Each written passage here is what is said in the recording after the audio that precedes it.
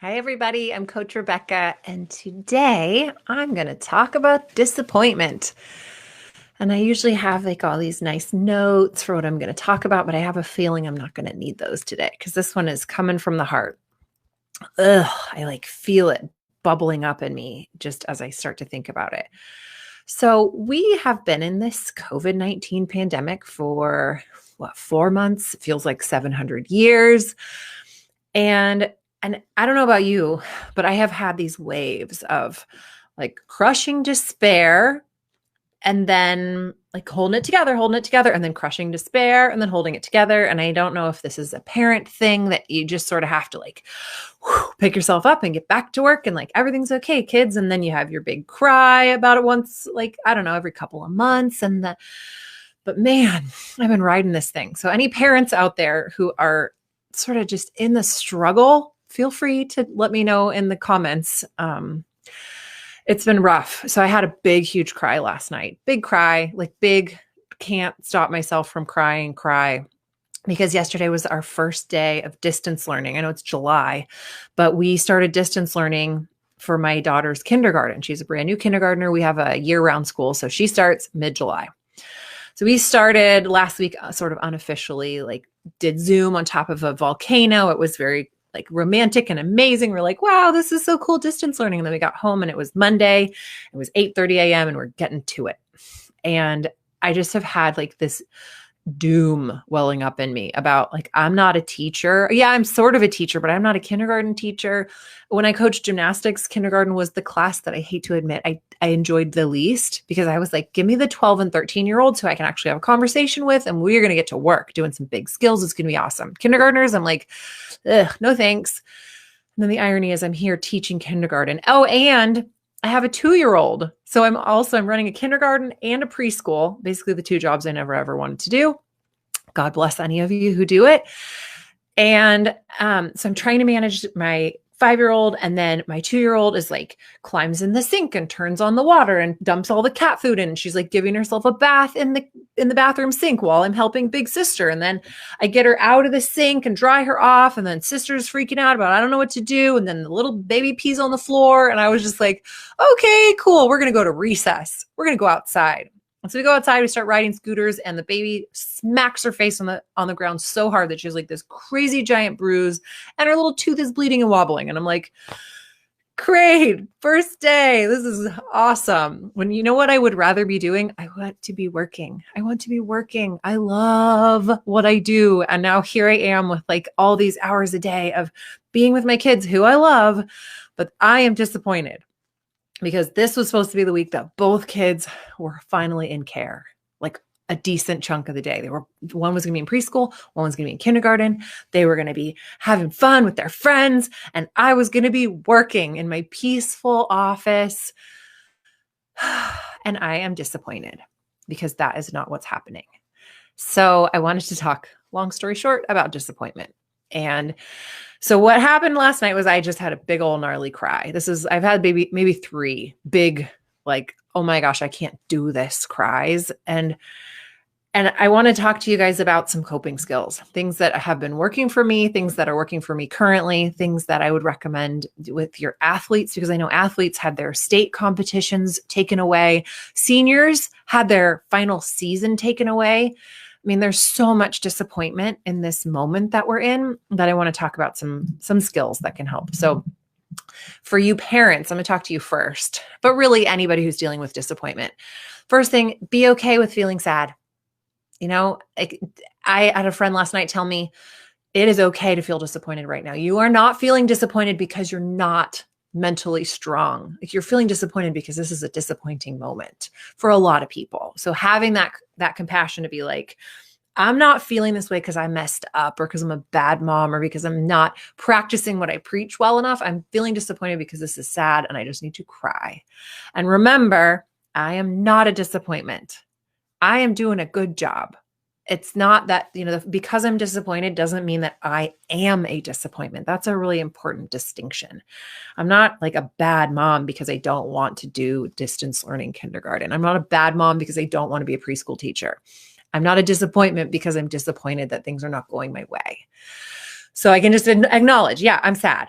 Okay. Anybody else here feeling sad? Maybe plenty of us, maybe none of you. And that's okay. Either way, I can acknowledge I'm feeling sad about what's going on. So then coping skills. First of all, don't compare yourself. Of course, I have the Facebook friends who are like, we got our calendar already and we laid it all out. And here's our little workstation.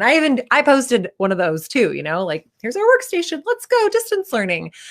But I also did not post myself in tears and the kid waking up this morning, say, I hate school and I don't want to do it. I didn't post any of that, right? So you don't want to be comparing yourself to other people, especially what they're putting out on social media. It's just not reality. Another coping skill that is so important to remember at any moment, but especially during disappointing times, is self-compassion. And self-compassion goes like this. Think about if you have a friend who is so sad and so upset and so disappointed. How would you talk to that friend? Would you be like, buck up, be better, come on, let's go. Don't let them see you looking like that. No.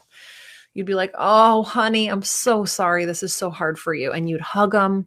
Well, if you could, if they were in your pod or whatever, and you would just you'd give them love. And so that is what we need to be giving ourselves in those moments where it's like, oh, this is so hard. Just to be like, this is hard. I love you. You're going to be okay. They're there, giving yourself what you would want from somebody else or what you would give to somebody else. It can be very hard to extend to ourselves the same compassion and love that we easily give to other people. Then check your self-talk. If I'm walking around the world going, I cannot do this. Oh my gosh, this is the worst. And I'm texting and I'm ranting and I'm like, I'm so over this. That is not going to help dealing with the disappointment. It just makes it grow. And it also doesn't help me to be able to be helpful to anybody else. So what I've done in those moments is I've asked for help. I've reached out to my support system, people who are navigating it gracefully, or at least navigating it with me. I reach out to them. And then and only then, once I've been able to be compassionate and just give it a cry and be sad and try to at least just start vocalizing what it is that I'm so upset about, then I can maybe start moving into the solution. So some of you may know that I had a miscarriage about 3 years ago before I got pregnant with Violet. And it was, this obviously humongous disappointment. I had all this hope for the future that was shattered by this thing that was outside of my control. And the last thing I needed in those moments was people to be like, you'll get pregnant again. Don't worry. It's going to be fine. That's the last thing. Or for people to be like, it's probably all for the best. Like, I wanted to punch people in the face when they talk to me that way. Like, oh, it's that, everything happens for a reason. When you're feeling so sad and you've experienced a loss, whether it's a big loss, a little loss, whatever, it's your loss. The last thing you want is for people to tell you, like, buck up, kid, be positive. So that's why I say you have to get into self-compassion first and just be heard. Find the people who will listen and will not give you advice and will just let you be sad. Then once you have started to kind of process through the sadness, then you can start to reframe it. Okay. And I'm not telling you, like, if you're having your big cry right now, to be like, all right, let's find the positive in it. That might not be what you need right now. You might need to give it a months. It took me months, maybe years even, before I could be like, all right, the timing on that, and my little sweetie pie 2-year-old is just absolutely perfect, wonderful. And I could not imagine life without her. Like, yeah, I can get into that now. But in the moment, absolutely not. I could not. I refused to. I refused to accept it as the way it was supposed to be, because it was just too bad, too disappointing. So when you're ready to start reframing, that's when you can start to see the silver linings, where I can look and go, oh my gosh, my kindergartner had her first day of school on top of a volcano, because that was the only place at our campground where you could get enough reception to do a Zoom meeting. So we hiked 2 miles up a mountain, most of the time with Ruby on my husband's back, to get to her first day of school, which was really cool. And then you can start to try to get quiet and ask things like, okay, what door is opening here? What solution am I not finding yet? What is this clearing away? What is this making space for?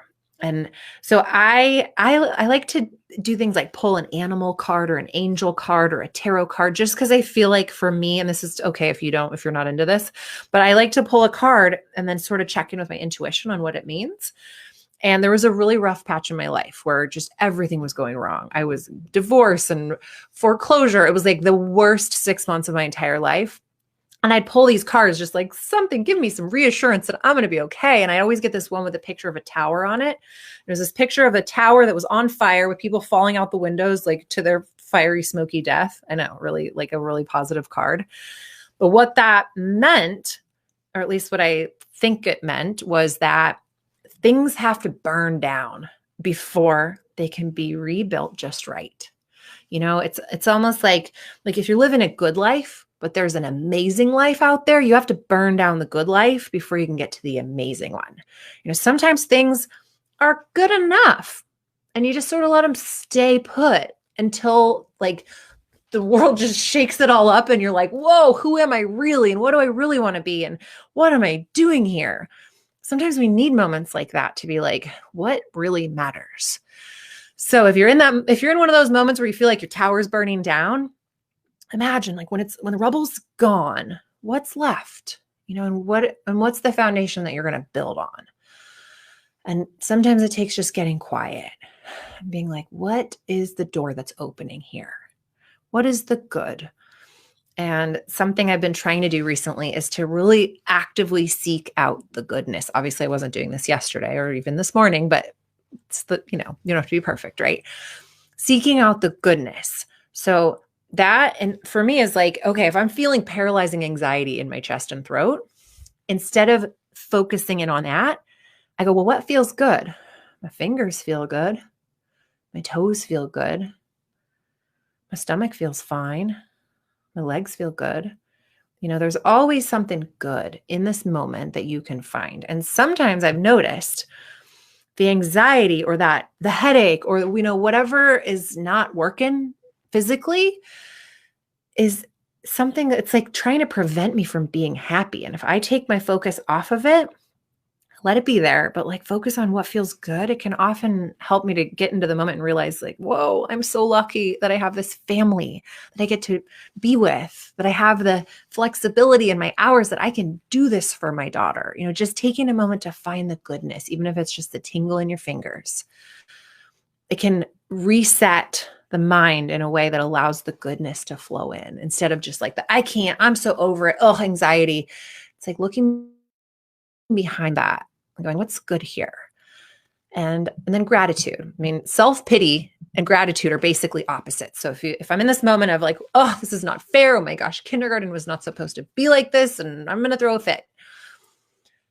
When I'm able to switch to gratitude, to think like, it's ridiculous how much I have that I can be grateful for, you know, healthy children, healthy family, a home, you know, again, like this career that I have that allows me to be a mom and do what I've loved more than anything. So yeah, if you can get to gratitude, the quicker you can get to it, the better, honestly, but don't rush it if you need to have your sad. Okay. And then learn from it. What can I learn? I'm not in charge.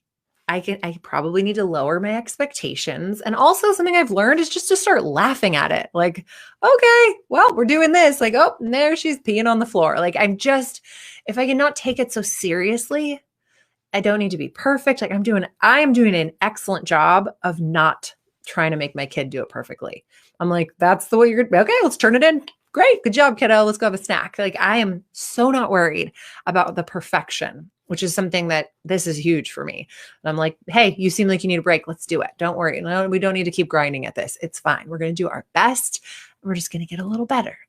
So I'm learning that I'm actually doing okay. And she's doing fine. Despite my meltdown, she's doing fine. Okay. Then once you have, you know, found the goodness and learned a lesson, then take some action because we don't want to get stuck wallowing in this disappointment place forever. So that action for you might mean asking for help, getting a therapist, helping somebody else, moving your body, calling somebody who can support you, getting outside.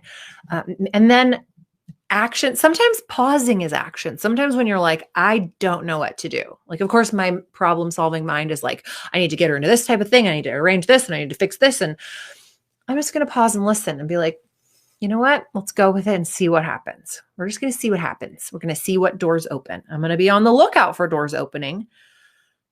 but I'm just going to see what opens. And then sometimes it's taking action. It's making a phone call, it's sending an email, it's doing something that will help you to move forward. And in sport, it's doing anything, any progression, any baby step that can just get you rolling again. And if you're the parent who has the disappointed child, your kid lost their season, or your kid is scared they're not going to get their scholarship because they missed so much critical training right when they were getting their skills back, or right when they just got back from injury. Here's what they need from you. Listen, offer compassion, but not advice. That can be really hard. Don't tell them how they should feel. Don't tell them everything's going to be fine. Don't tell them that it's all going to work out in the end and everything happens for a reason. Don't tell them that, because they might just be in that place where they just need to be sad. And you just hug them and you pat them and you say, I love you. They're there. Tell me what you need. Do you need ice cream? Do you need Netflix? They don't want solution. If they want solution, they're going to ask for it. Okay. Be present with them. Don't make it about you. A lot of people are saying we're all in the same boat here. We're all in the same boat here. But I heard it explained that we're all in the same ocean, but we're all in different boats. Somebody's boat might be anchored and great, feeling good. Someone else's boat is like flipped upside down and cracked and falling apart. So we're not all in the same boat. We don't know what everybody else is going through. So just don't make it about you. Don't make it about like, well, guess what I'm going through. That's not helpful. You don't need that. Well, when I was your age, this. Not helpful. And then ask some good questions when they're ready. How can I support you? And something you can even do to prepare for this moment, if your kid is not currently disappointed, is to say, when you have a moment where you're low or you're disappointed or you're feeling a loss, what do you most need? And I've done this with teams, with gymnastics teams, where I say, if you're having a day, just a really bad day, what do you need from your teammates? And pretty much all of them were like, space. I just need space. Just let me have my moment. So if you can have that conversation before the big disappointment happens, you're going to be better equipped to know, oh, she needs space, or, oh, she needs hugs, or, oh, she needs a movie, or, oh, she needs inside jokes. Just know in advance what they need, and then be okay with them being like, Mom, leave me alone. So for all you parents out there who are in this ocean with me, in your own boat that feels similar to mine, solidarity. We're all going to get through this. It's not going to be like this forever. That's what I'm telling myself. And you know what? On the other side of this, when we climb out of the rubble of our, fiery tower, we're probably going to be able to stand up and go, I've learned what's important to me, and I've learned what matters. And I'm stronger than I thought I was. All right. Well, thanks for hanging out with me. I will see you again soon. Bye.